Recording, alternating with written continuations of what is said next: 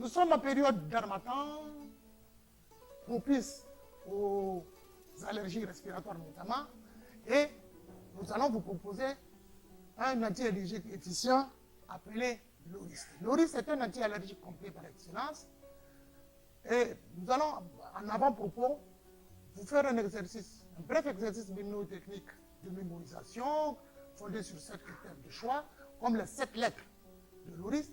Le L de Lorist signifie que Lorist est un anti-allergique. O signifie que Lorist est un anti-allergique de deuxième génération.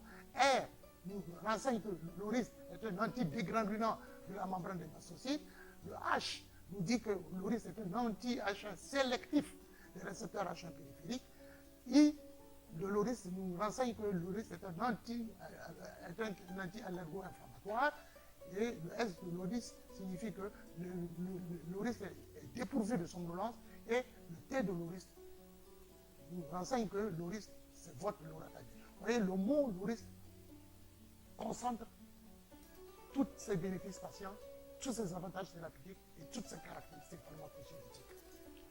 Alors, pour davantage mémoriser le terme, on remarque qu'il y a 2 voyelles, la voyelle O de Lorist et la voyelle I, qui donnent leur consonance au terme Lorist, première syllabe Lorist. Voilà comment s'écrit Lorist pour mémoire. Alors, Lorist est indiqué pour traiter, soulager les rhinites allergiques, les urticaires, les dermatoses allergiques, et Lorist consacre une victoire sur l'allergie. Comment et pourquoi? La maladie allergique est en passe de constituer un problème de santé publique, car selon l'OMS, une personne sur 2 sera allergique dans quelques années. En effet, l'allergie occupe aujourd'hui au niveau mondial la 4e place dans le classement des maladies les plus fréquentes, derrière le cancer, les maladies cardiovasculaires et le sida. Du reste, l'OMS définit l'allergie comme étant une réponse normale mais exagérée à un composant appelé allergène et impliquant des mécanismes immunologiques de type IgE dépendant. Quant à la définition médicale de l'allergie, elle nous renseigne que l'allergie est un dérèglement du système immunitaire qui correspond à une perte de tolérance vis-à-vis de substances a priori inoffensives appelées allergènes.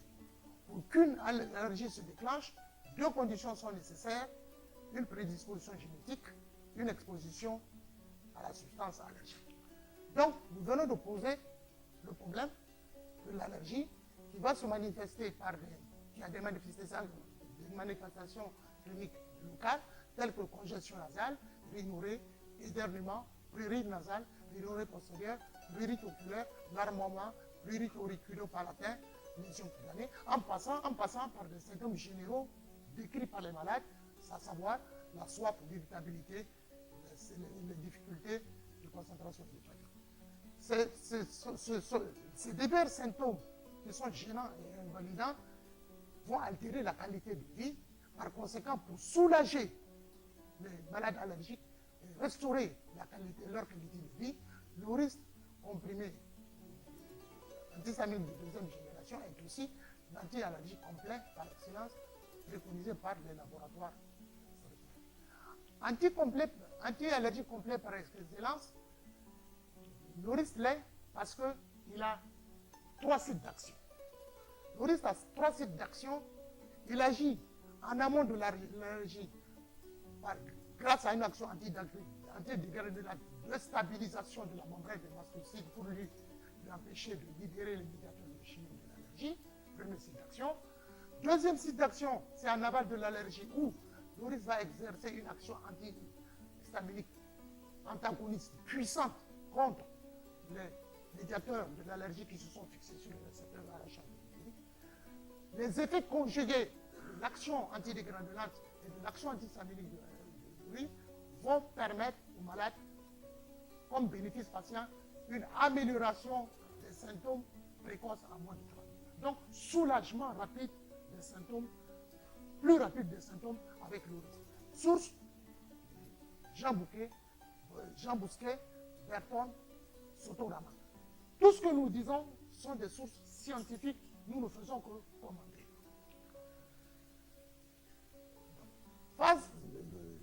Donc, tout à l'heure, l'action que nous venons de voir de l'autre tout à l'heure, c'était sur la phase précoce de l'allergie. L'oryx a également agi sur la phase tardive de l'allergie, laquelle phase est réputée commencer située entre la 6e et la 9e heure après le début de la réaction allergique.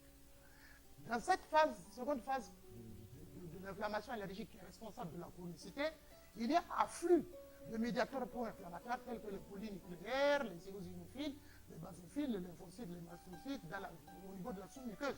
Et cet afflux, cette migration est opérée par ce qu'on appelle les molécules d'adhésion. Que va faire la molécule de l'oryx? Eh bien, la molécule de l'oryx bloque l'installation de l'inflammation allergique. En quoi faisant? Eh bien, par inhibition des molécules d'adhésion, il en découle une inhibition de l'afflux de cellules inflammatoires, puis une inhibition de l'auto-entretien, et au finish, le risque va diminuer le risque de passage à la chronicité. Source, Stackett, Chiprendi, notamment. Quels sont les avantages thérapeutiques de l'oryx? Alors, l'oryx a une efficacité locale qui est puissante, complète, rapide et durable. Efficacité locale rapide, prouvée par une étude qui rapporte que sous l'oryx, il y a l'amélioration des symptômes du prurite oculaire et des symptômes oculaires, une réduction de 76% du symptôme dans le cas de la rhinite allergique, et efficacité locale complète, caractérisée par une normalisation de la muqueuse nasale et de la perméabilité à la rhinoscopie dans le cas de rhinite. D'ailleurs, les études comparatives l'oryx en rouge versus cétrizine nous renseignent que dans la normalisation de la muqueuse nasale, on a 46% d'efficacité de l'oryx supérieure à la cétrizine qui a 36%.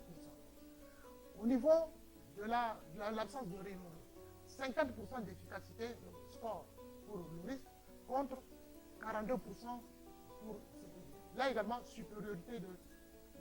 Et enfin, au niveau de la normalisation de la perméabilité, léger avantage de la cétrizine, mais globalement, sur les symptômes, on voit qu'il y a un meilleur soulagement apporté par l'oryx par rapport à la cétrizine.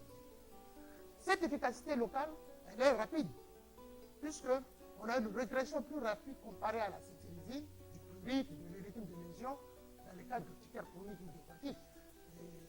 Efficacité durable, validée à 3 mois de traitement continu.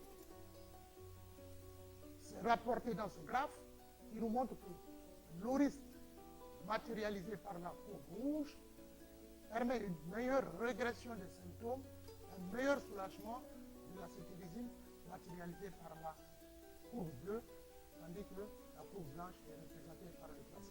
Source, étude Guéret, étude Monroe.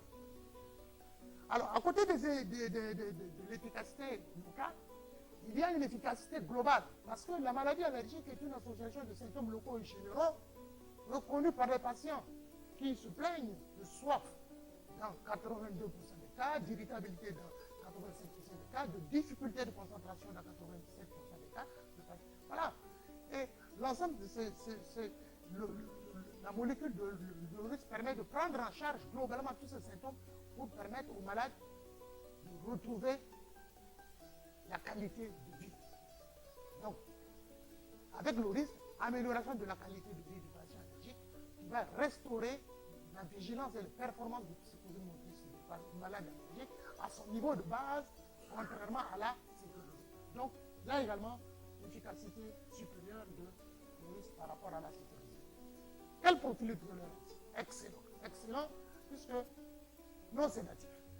On incrimine habituellement les antihistaminiques, les effets de somnolence, les effets de type sexuel de la bouche, les effets atropiniques. Eh bien, avec l'oryx, pas de somnolence, c'est l'étude MAN qui nous le rapporte, d'après 2002. Sous l'oryx, on a 2% seulement de sédation, contre 7% sous cétrizine. Donc, c'est bon à prendre, efficacité supérieure de l'étude MAN. Sécurité cardiovasculaire. Sécurité cardiovasculaire parce que sous le risque, il n'y a pas de modification de l'espace cutanée sur l'électrocardiogramme, même lors de l'association au kétoconazole, à la cimétidine à l'électricité, et même en cas de sous-dosage, à 4 fois la dose de 10 mg pendant 90 jours. Donc, profil de sécurité cardiovasculaire garanti, Caron, étude Caron, étude Raman. Sécurité neurosensorielle, puisque l'étude Ramirez et Maastricht nous dit que dans la conduite automobile, sous cétérisine, on a observé des anomalies, sous l'osaratadine, pas d'anomalies. En cas dans les tests psychomotrices, perturbation observée sous cétérisine, absence de perturbation sous l'oratadine.